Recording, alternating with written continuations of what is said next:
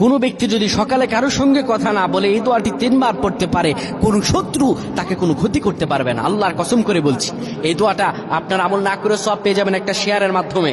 এই দোয়াটা শুনবেন, মা বোনদের কাছে এটি শেয়ার করে দিবেন। নবীজি বলেছেন, বাল্লিগু আন্নি ওয়ালাউ আয়া, শোনার পরে মানুষের কাছে শেয়ার করে দিবা। এটি ফজিলতপূর্ণ আমল, এটি আমি করেছি, আলহামদুলিল্লাহ আমি ফলাফল পেয়েছি, আপনিও পাবেন। আমলটা করে দেখেন। নবীজি সাল্লাল্লাহু আলাইহি ওয়াসাল্লামের শেখানো দোয়া, বুলেট মিস হতে পারে, গুলি মিস হতে পারে, কিন্তু দোয়ার ফজিলত মিস হবে না।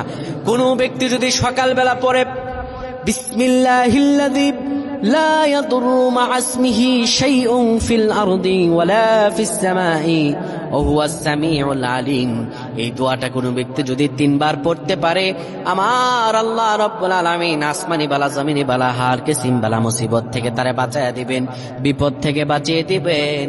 আল্লাহর দয়া রহম তার উপরে দান করবেন। আল্লাহুম্মা আমিন।